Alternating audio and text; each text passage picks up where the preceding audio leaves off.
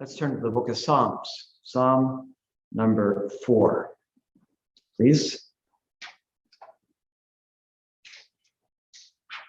Psalm 4, and it's very good to be here in Clemensville this evening, this lovely summer evening, warm and humid, well, warm perhaps, humid for sure. And I've been looking at the Psalms for the last couple of years, basically since COVID started, so that's over 2 years now, I guess, and have enjoyed them more than I ever have in my whole entire life.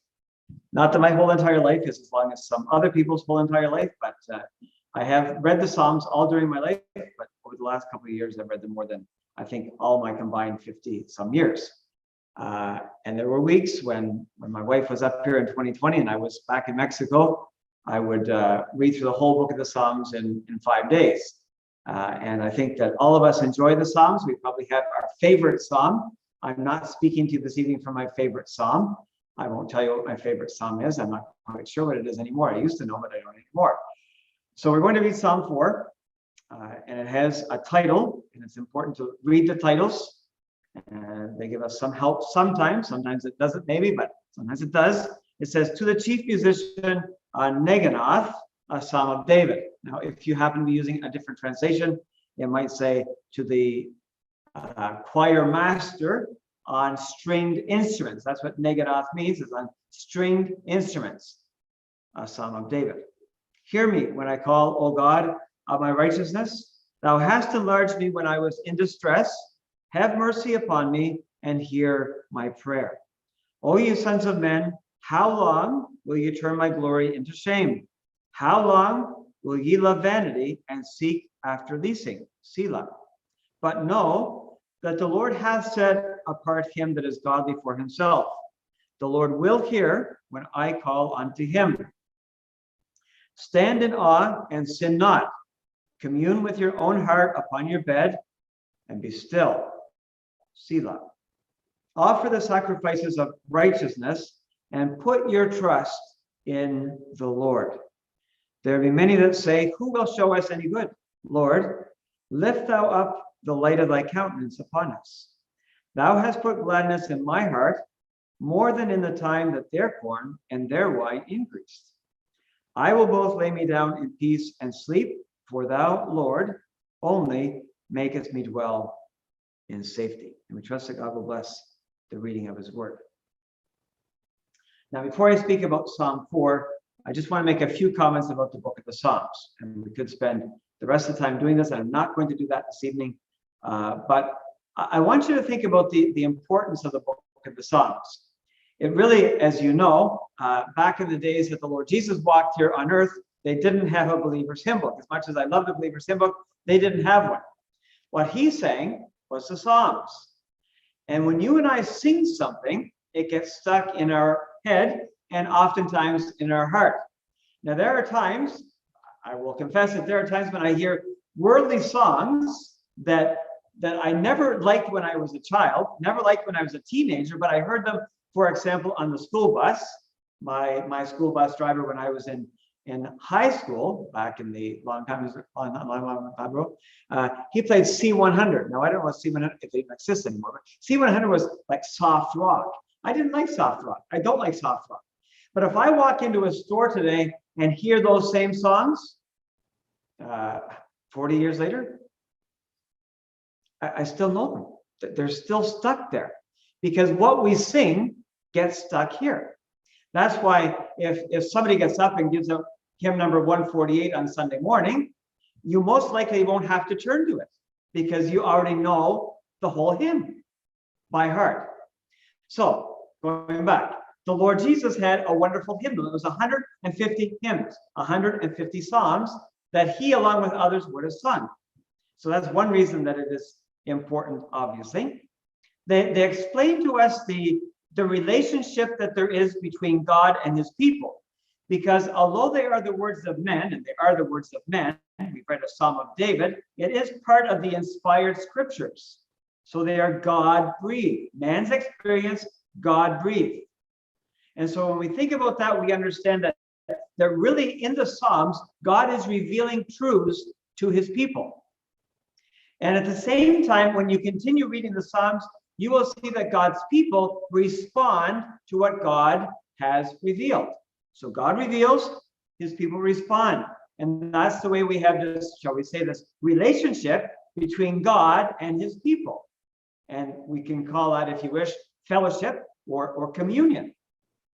Some of the Psalms, and you can look at Psalm 78, Psalm 105, 106, 107, in that area, and you'll see that some Psalms are a review of the nation's history. And it's never a bad thing to review our history, to remember what God has done for us in the past. Because God had brought his people through some difficult times. And so as they sang these Psalms years later, and they still sing them today, and there are believers today, Christian believers, that sing the book of the Psalms. They don't have a believer's hymn book or any other hymn book. They have the Psalms. As they sing the Psalms, they remember how good God is, how faithful God is. It's a review of the past. And the other thing that I notice when I think about the importance of the Psalms is this. They are really a reflection, in many ways, a reflection on the person of God. If you want to learn a lot about God, read the book of the Psalms. Now, you can read Genesis and you can read Revelation and you can read everything in between, but I think you will learn an awful lot about God when you read the book of the Psalms. Psalm 1 and 2 give us the introduction to the book. Psalm 1 tells us what the purpose is. The purpose of the book of the Psalms is to instruct God's people how to live a holy life and how to live a happy life. And you'll say the word happy isn't there, but the word blessed in some translations will say, oh, the happinesses, or oh, the blessednesses of this man that walks not in the counsel of the ungodly. So he's telling him how he can live a holy life, and living a holy life, you will have a blessed life. It doesn't mean, blessed doesn't mean that there will never be any problems in life. When you read the book of the Psalms, it's very obvious that the people that wrote them, David and others, that they did have problems. And we'll see that even this evening. So Psalm 1 gives us the purpose of the book. Psalm 2 gives us the theme of the book, the overarching theme. And the overarching theme of the book, I will suggest to you, I was going to say I will submit to you, as the Irish people say, but I will suggest to you, is this: the Lord reigns.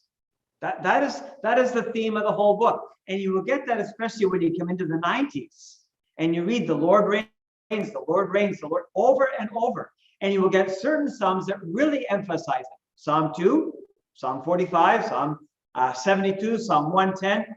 But many times we find this: the Lord reigns. And you and I need to be reminded of that in this world in which we live. Because when I don't open a newspaper anymore, but when I read the news, you can start to scratch your head and wonder what on earth is happening? Where is this world going? And whether it's moral issues or political issues or whatever the case might be, we can almost throw up our hands and say, what is happening? So it's good to be reminded that despite everything that is happening, the Lord does reign, that nothing is out of his control. He knows what is happening, he sees what is happening, and he has not lost control. He is still seated upon the very same throne, and he will accomplish his purposes. So I can say much more about the whole book, but I will leave it at that for your consideration. 4. I would think that Psalm 3 and Psalm 4 really go hand in glove. They go together. So look at Psalm 3 with me just for a moment. I titled Psalm 3, David on the Run. Okay, David's on the run. Look at what it says, the title: A Psalm of David when he fled from Absalom, his son.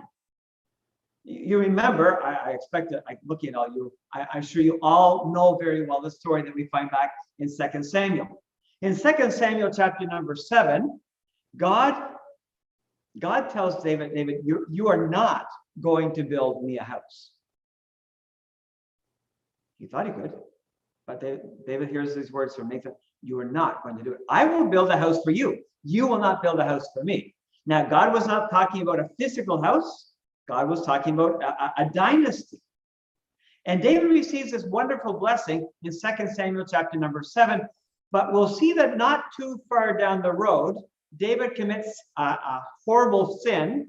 All sins are horrible, but he commits a horrible sin, and he hears these words that there was going to be strife, there was going to be division, there was going to be conflict in his own house. This house that God was going to bless now is going to be the source of conflict, the source of problems in the life of David. And so you keep reading through 2 Samuel, and we find what happened with Absalom and how he killed his brother, and then he fled, and then he came back, but he couldn't see the king's face. And you read the whole story, and Absalom wasn't a very happy son. And then he begins to draw all the people to him, and the heart of all the people go after Absalom. And then Absalom goes off to Hebron, and the cry goes out, Absalom reigns. And David hears this news, and rightly so, David takes off. He leaves the city of Jerusalem, followed by many, and they cross the brook Kidron, and there they go. They're on the run. David on the run. Can you imagine? The one that God had anointed as king by means of Samuel. He had anointed him as king, and now he's running from his own son Absalom. This is part of the problem that existed in the nation of Israel. So in Psalm 3 that I'm not going to go through or read with you, we can see that David has this confidence. But just look at verse number 5. Psalm 3:5. I laid me down and slept. I awaked, for the Lord sustained me. So Psalm 3 is a morning psalm. David has run out of the city, and in the morning he sits down and he calmly writes these words.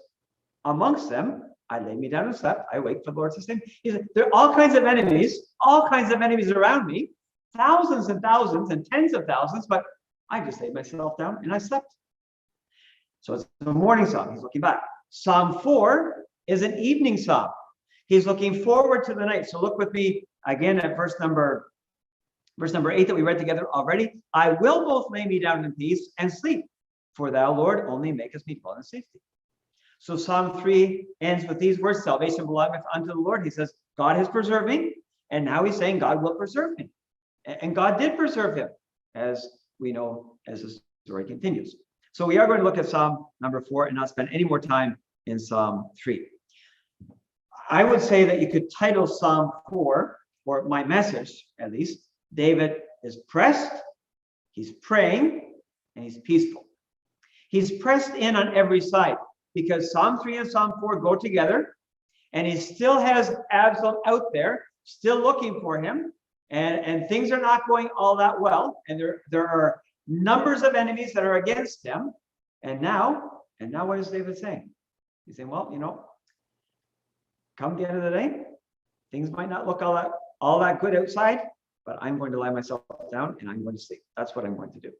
So this psalm is a very personal psalm. He's describing his very own experience. But remember, the titles are important. Not every psalm has a title. Not every psalm do we know who wrote, but this psalm we do. And we have some idea, if we link it with Psalm 3, what the occasion was. But having written it for himself, he really wrote it for somebody else. He wrote it for the whole nation.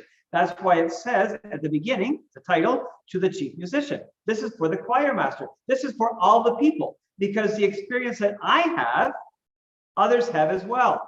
Maybe not exactly the same. Maybe they don't have a son called Absalom that is against them, but everybody is pressed in some way or other in their life.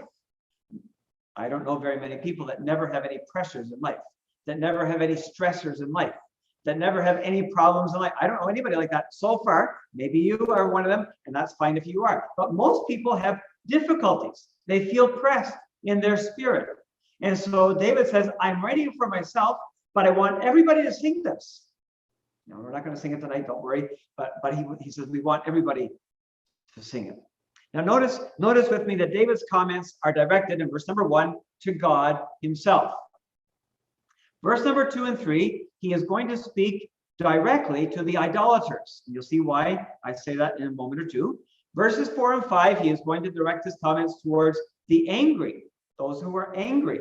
Verse number 6, he will speak to those who are discouraged. And then verses 7 and 8, he will speak again to God. So he starts with God, deals with idolaters, the angry, the discouraged, and then speaks to God again. So why do I have this title, Pressed, Praying, and in Peace? I think it's quite obvious from what we have read. He says in verse number 1, I am in distress. I am pressed in on every side. He says in verse 1, hear me, hear me. So he's praying. And then we find down in verse number 8, I will lie down in peace and sleep. Because sometimes we can lie down and not sleep. There's no peace. I don't know whether that happens to you or not, and everything's going through your mind. But David says, no, I will lie myself down in peace and I will sleep. So look at verse number 1 with me just for a moment. When he says here, and some other translations will tell you this, but when he says here, he doesn't say, God, I just want you to hear what I was saying and that will do. No, he's really saying, answer, answer. So he is, and I want you to speak carefully, but he's insisting here in verse number 1 because he says it twice. Hear me when I call. At the end, hear my prayer. He's saying, God, I need you to answer me. I cannot survive if you don't hear me and answer me when I call unto you. And what does he call God here? He says God, and he gives him a unique title that we don't have anywhere else in the Bible that I can find. If I'm wrong, you can send me a text or an email or whatever the case might be. But he calls God, O God of my righteousness. O God of my righteousness. Now, his righteousness was the same as our righteousness. It was a derived righteousness. It was not his own. And he says, my only source of righteousness is God. But I think he takes it another step. And if you are to read other versions again, it might actually have the word vindicate there, which is fine. But he's saying God is the one who's going to do rightly. God is the one who's going to do justly. God is the one who's going to vindicate me in all of this. He is the God of my righteousness. Again, if you look at Psalm 3, you will see how personal that psalm is. And he says, my, over and over and over again. So David now is crying out to God in the present, but then he looks towards the past and he remembers occasions when God had helped him. And he says, thou hast enlarged me. What is he saying? I was in a very tight place, but you took away the pressure. You gave me a larger place. You gave me relief in the difficult circumstances in which I found myself in the past. And that gave him some level of confidence, of trust to ask God for the same thing again. And then he says here in verse number 1, have mercy upon me. Really, the idea is be gracious unto me. He's not saying I deserve this, but he's saying despite who I am, what I have done, have mercy upon me, be gracious unto me. He's done it in the past. He's shown his care in the past. What is his character? God is the God of my righteousness. So he looks at God's character and he looks at God's care and he says, I can continue to put all my confidence in God. I can continue to trust in my God. That's verse 1.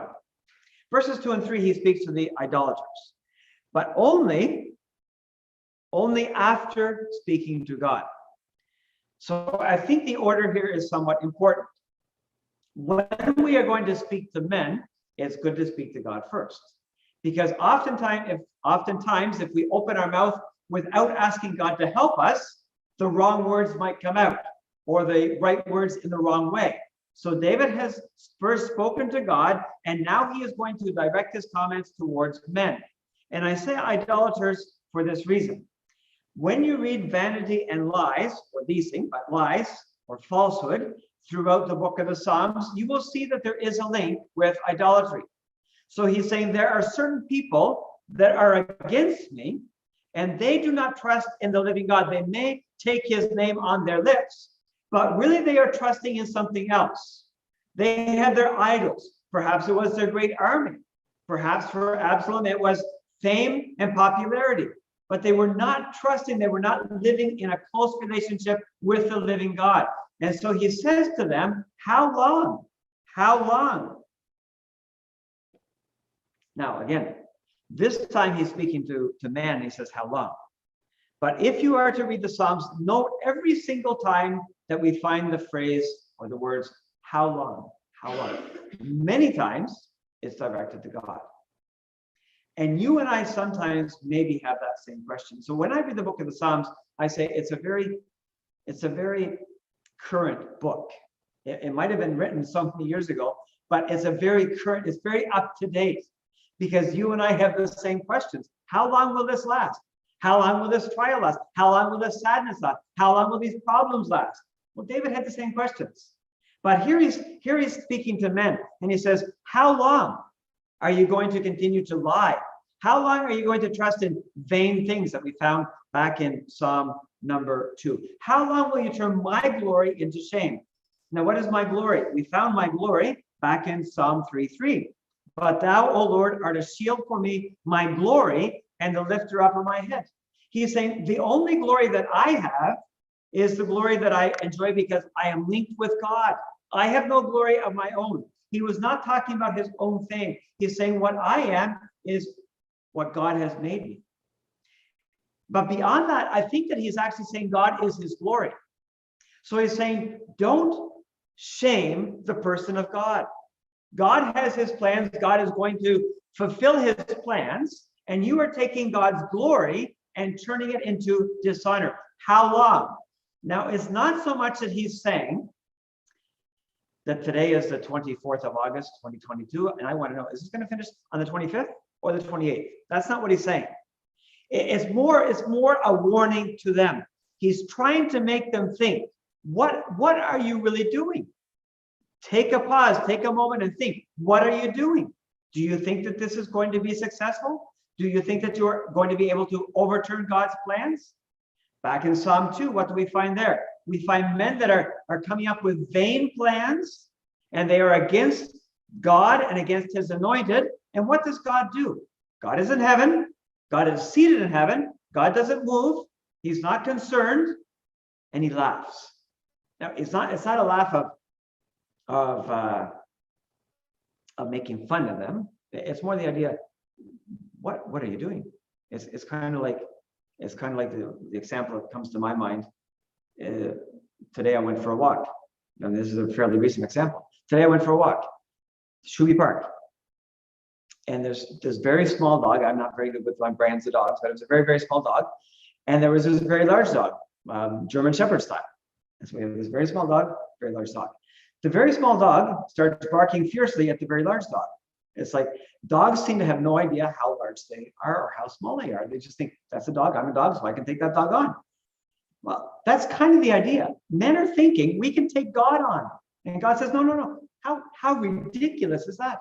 It is a vain thing. But anyway, here we are back to this. So David's saying, how long are you going to turn God's glory into shame? And he understands that he is part of God's glory. So here in verse number 3, part of the same section, when he's still speaking to the idolaters, it helps us understand that this is indeed a warning. How long, how long? He says, but no, here is the contrast. The Lord has taken the godly ones and he set them apart for himself.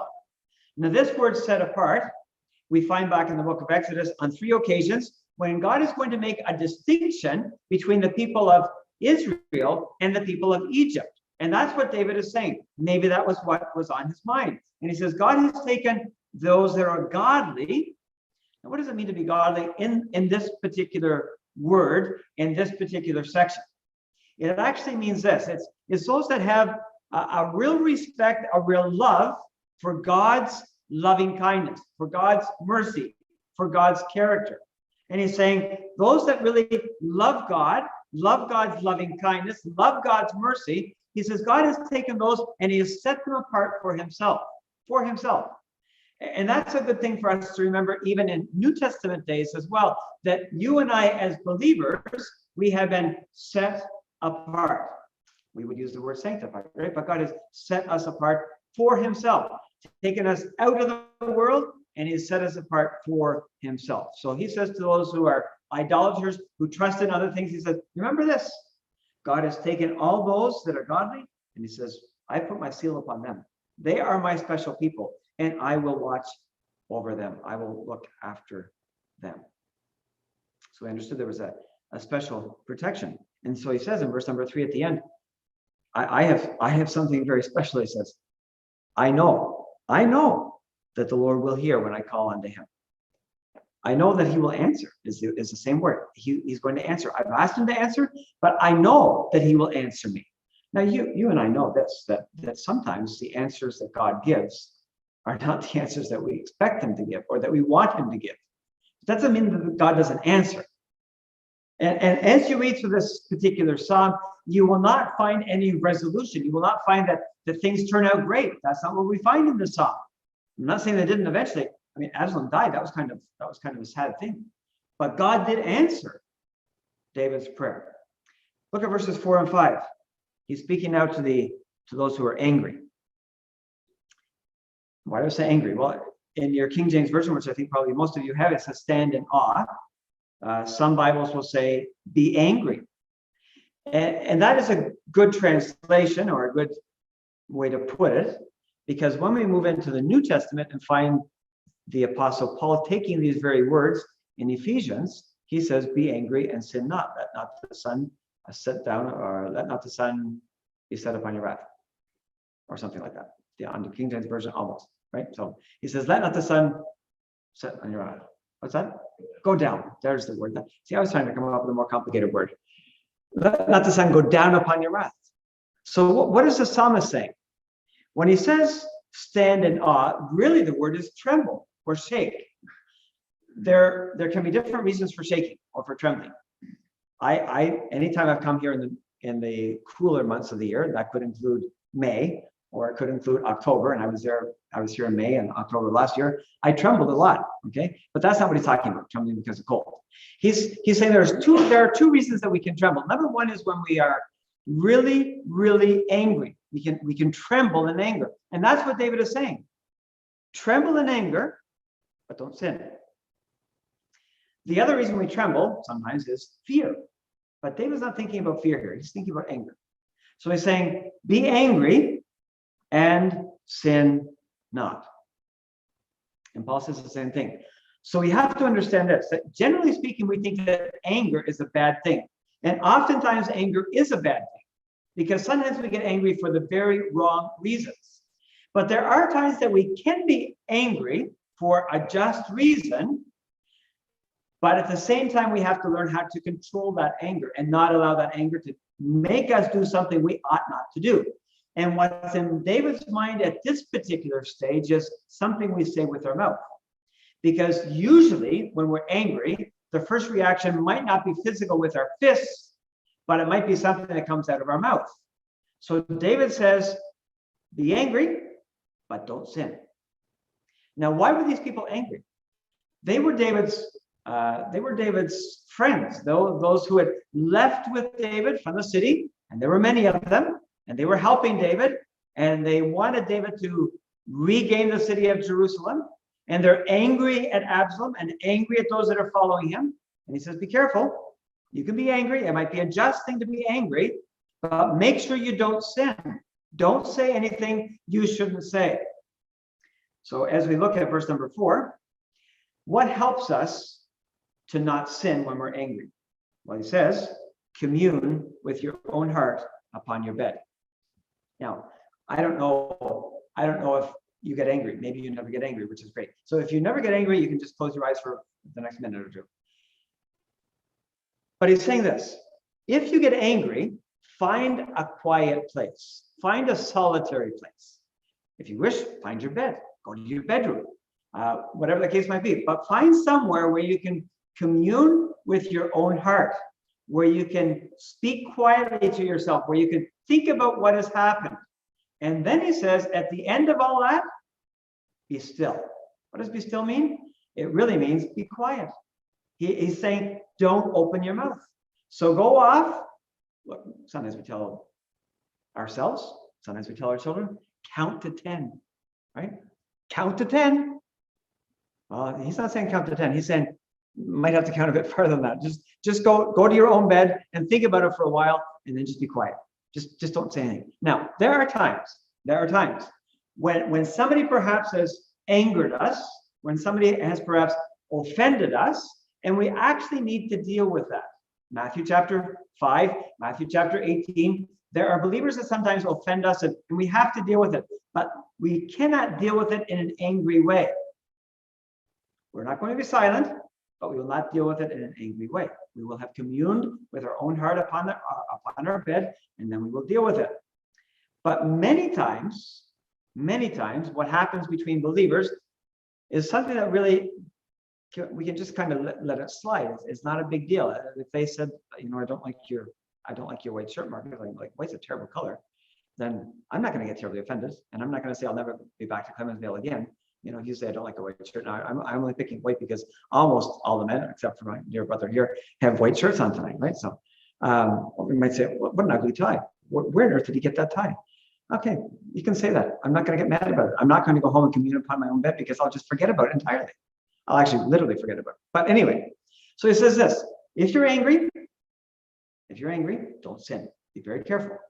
Go be quiet somewhere and then be quiet later again. So I think it's a very practical psalm. Don't let our anger simmer, or don't let things stew, because we're pretty good at that sometimes. We just stew and we remember it, and we meditate on it, and we're thinking about it, and it gets bigger and bigger, and we make mountains out of molehills.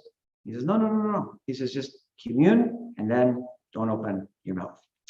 But then he says in verse number 5, offer the sacrifices. So he's speaking to people that are angry, and he's saying, you need to keep yourself right with God. Offer your sacrifices. Now, you and I don't have to bring sacrifices the same way they did back then. So we perhaps will leave that to one side for the moment. But the last part of the verse really is very important to us. It is this: put your trust in the Lord. Why is it that sometimes we feel we have to express our anger and deal with the issue? Because we think if we don't, things are going to go awry. Like, nobody's going to fix it. But he's in, just let's leave this in God's hands. Let's see how God is going to work this out. And God did work it out. If indeed Psalm 4 is attached to Psalm 3, God did work it out. There was great sadness, there was great sorrow, but God did work it out. Remember what it says back in Psalm 2:8, salvation belongeth unto the Lord. That salvation for David meant the death of his son. That's what it meant. So it was difficult, very difficult for him, but God did answer his prayer. But he trusted. So we'll leave that section. Verse number 6, he's going to speak now to the discouraged.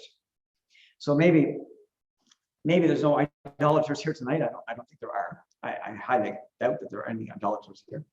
Although remember that John warned believers to be very careful of idolatry. And maybe there's nobody here that's angry ever, which is wonderful too. Maybe there's some here that get discouraged from time to time. So David says this: there be many that say. Now, if you look back at Psalm 3, he says, Lord, how are they increased? That's how many are they that trouble me? Then verse number 1 again, many are they that rise up against me. Many there be which say of my soul. So he had many adversaries. But now he's not speaking about adversaries. He's saying, amongst my camp of people, there are some that are saying this: who will show us any good? Everything is going poorly. This is going to end badly. This is going to end badly. Things are going from good to bad to ugly. This is not good, David. Like, they have tens of thousands, and look at us, we're just a few. Who will show us any good? And David's response is a response of trust. But it's more than just a response of trust.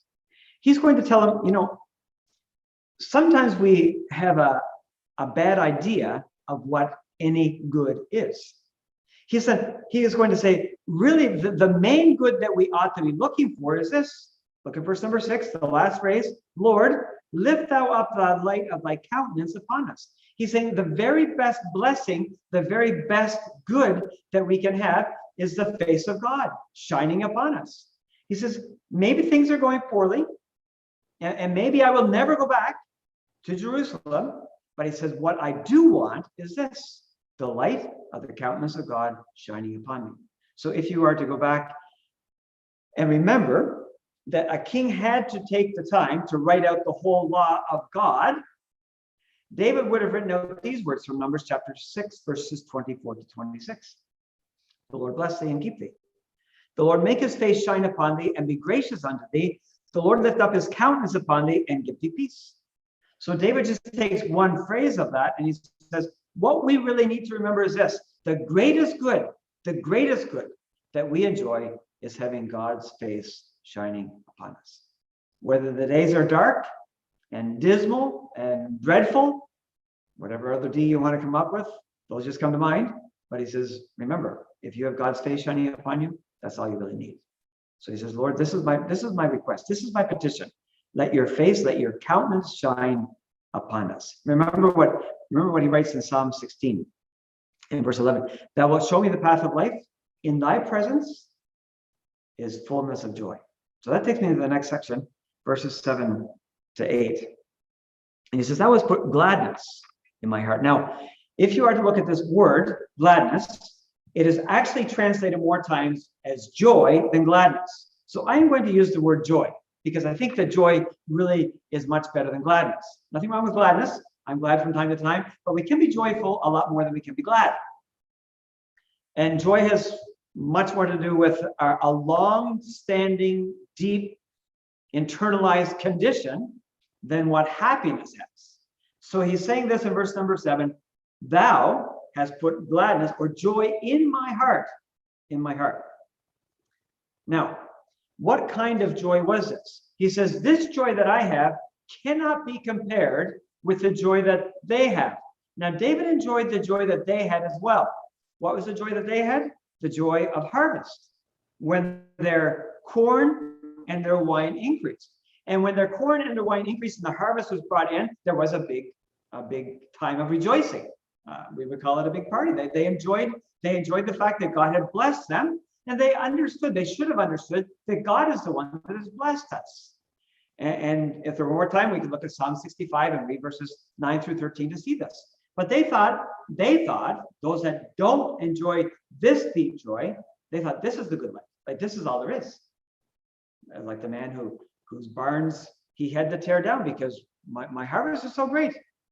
David says, my joy goes far beyond that. Why? Because he says, thou hast put. And remember what the Lord Jesus said, my joy, my joy. So we don't have the joy that the world has, and we don't have a joy that the world can take away. We have a joy that God himself has put into our heart. So that's very deep inside. It's permanent. I don't know whether you sing the Sunday school song, I've got the joy, joy, joy, joy down in my heart. Down in my heart today? Is that what it says? No. It says down in my heart to stay. That's what he's saying. This is a joy that's down there to stay. It's there because God has put this joy into my heart. Well, we'll move on. David's under deep pressure, tremendous pressure. He's prayed. And now what does he say? In verse number 8, I will both lay me down in peace and sleep. Both. Now, maybe you never struggle with sleep. I sometimes struggle with sleep. I can lie down and put my head in the pillow and think about everything that has occurred during the past day, the past week, and what might occur tomorrow and the next day, and what might never occur. And I can go through all those things and lie there and toss and turn and stare at the ceiling and count sheep. I don't count sheep anymore, but we tell our kids to count sheep. You can do whatever, and you can toss, and there you are. You lie down, but you can't sleep. So here's David, and he's got tens of thousands against him, and he's not at home, okay? He's out in the middle of nowhere. He's over the Brook Kidron. He's not in a 5-star hotel, okay? Not in a 1-star hotel. He probably doesn't even have a cot. And he says, you know what I did? Oh, no, you know what I'm going to do? In the morning, he had written, I laid myself down and I slept. Last night I slept. And now tonight, to bed. And he says, I will. This is what I'm going to do. Nothing is going to take away my sleep. Nothing is going to take away my peace. I will both lay me down in peace and sleep. Both. Pretty key word. And the word will is a pretty key word as well. So I'm going to do it, and I'm going to do both of these things. So I speak to my own heart because there are times when I struggle. I tell you, I will struggle tonight when I go home and I put my head down the pillow up there in Halifax because I've consumed far too much caffeine today. and I will struggle. I'll wake up at 2 o'clock in the morning, and that'll be it for a couple of hours. However, it's better than falling asleep on the road. So I drank my caffeine. But David didn't have that problem. And I'm not talking about caffeine problems. I'm not talking about medical problems. I'm talking about things that bother us. David said, there's lots of things, but he says, I've decided that God is going to give me peace and God is going to give me sleep tonight. Because he says in verse number 8, he gives us a reason because 4 is the reason. For thou, Lord, only makest me dwell in safety. Men can't do this. Men can say, well, just relax, David. But no, he says, it's God who is going to preserve me. It's God who's going to give me this peace. Now, I'm going to read you what G. Campbell Morgan wrote on this last phrase. He said this, listen carefully. The thought of the word alone is in loneliness, or as Rotherham renders it, in seclusion. And the word refers to the one going asleep. This is a glorious conception of sleep. Jehovah gathers the trusting soul into a place of safety by taking it away from all the things which trouble or harass. The tried and tired child of his love is pavilioned in his peace. But that was pretty good. That was written a long time ago. G. Campbell Morgan wasn't born yesterday. And he didn't die yesterday either. But I'm going to read it again. He says a part of it. He says it's in seclusion. God takes us apart. He takes us apart from all those things. And it says the tried and tired child of his love is pavilioned in his peace. So David says, that's what's happening to me. God is taking me apart, and I'm not in a 5-star hotel, and there's all kinds of things happening around about, and the news is bad, and the newspapers are going to be bad tomorrow morning. I know there were no newspapers, but the newspapers will be bad tomorrow morning. They'll talk. Aslan is winning all this. He says, you know what? I'm just going to lie down, and I'm going to go to sleep. So I think the Psalms are important because they're very practical. Somebody suggested in 2021, maybe it was, that I read some books on the Psalms written by a man named Dale Ralph Davis. He hasn't written in all of them yet, and he's not an assembly man, but he's written some good stuff. And he says this: we need the Psalms because we need to know the range and pattern of believing experience. David is one that does that. He's given us a wonderful pattern here of how we too can enjoy God's blessing and sleep in peace. If you could just give me 2 more minutes or 3. And I promise I won't do it again this month. Okay. Think of Peter in Acts chapter 12. In Acts chapter 12, we read these words. The same night, Peter was sleeping between 2 soldiers. 5-star hotel? No. And it says he was bound with 2 chains, and the keepers before the door kept the prison. What was he doing? He was sleeping between 2 soldiers and soldiers outside. No, I'm not quite sure I could sleep in those conditions. This is a Roman prison. This is not some cushy place, okay? Again, no cot, just a cold, damp floor. And Peter was sleeping. I wonder, did Peter read this psalm? He surely did, because it was his hymn book as well. I both laid me down in peace and I slept. Think about the Lord Jesus. Mark chapter 4. The fishermen, expert fishermen, they know what the ocean does. They know what the sea does. And they're pretty concerned. They think they're going down. And the Lord Jesus, what is he doing? Asleep. I think he knew this psalm as well. He said, I will both lay me down in peace and sleep. He was tired. Lay down and slept. What else would you do? So David has prayed with boldness. He said, answer my prayer. Answer me. Hear me. He's prayed with knowledge of who God is. He says, this is the God of my righteousness. He's prayed with thankfulness. Looking back at the past, he says, God has enlarged me in the past. He's given me relief in the past. He's prayed with humility. He says, have mercy upon me, or be gracious unto me. He's prayed with confidence. He says, the Lord will hear when I call. He's prayed with joy. He says, God is the one who's put this gladness deep in my heart, and nothing is going to take it away.